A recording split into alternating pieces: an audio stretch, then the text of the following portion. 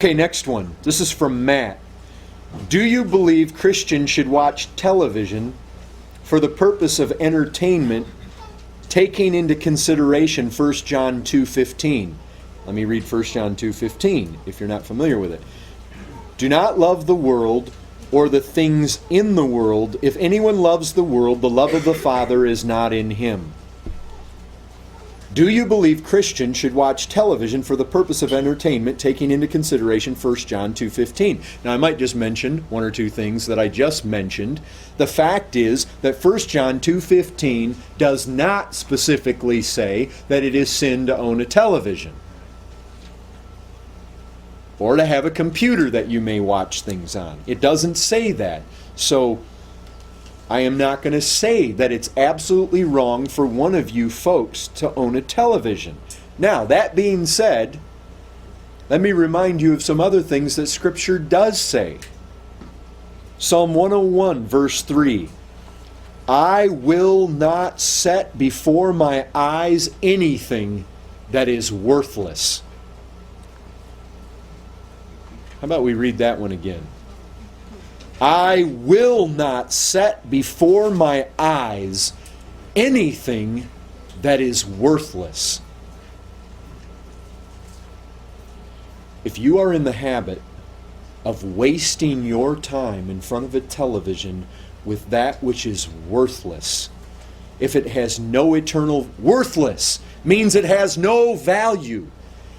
If it has no value for your soul, it has no value for your life, it has no value for eternity, what in the world are you doing sitting there wasting your time that you're supposed to redeem? Hey, I understand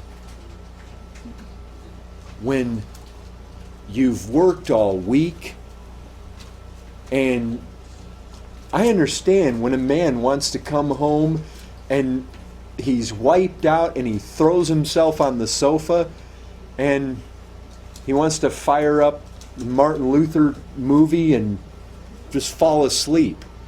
And I understand it. I'm not going to condemn a guy for doing that. But I'll tell you this, I think on the one hand watching Martin Luther might have some value to it. I've personally found that old black and white one to be profitable to my soul. I understand times in your life when you need to kick back with your wife. If your thing is sitting and watching the stars or the wind blow or whatever it is, more power to you. If that's what you want to do. But look, setting things that are worthless before your eyes, that's not a good thing. Psalm 26:4. I do not sit with men of falsehood, nor do I consort with hypocrites. I hate the assembly of evildoers, and I will not sit with the wicked.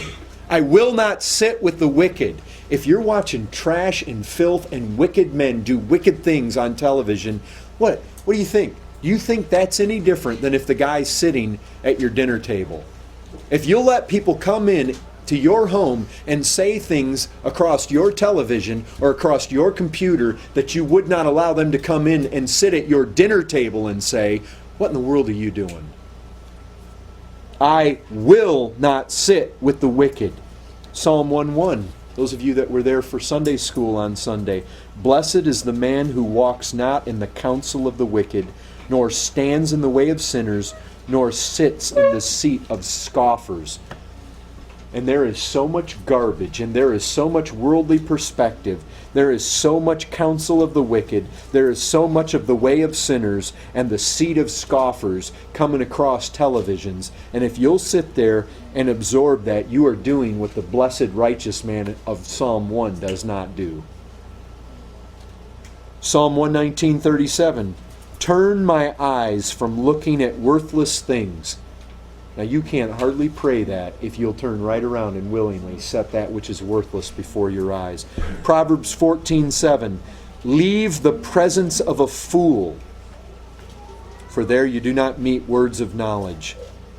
If you've got idiots and fools saying foolish things, doing foolish things, the fool says in his heart, there is no God, living godless lives on television, It says leave that presence. It doesn't say sit there and suck it up. It says leave it. You've got the power of the clicker, folks.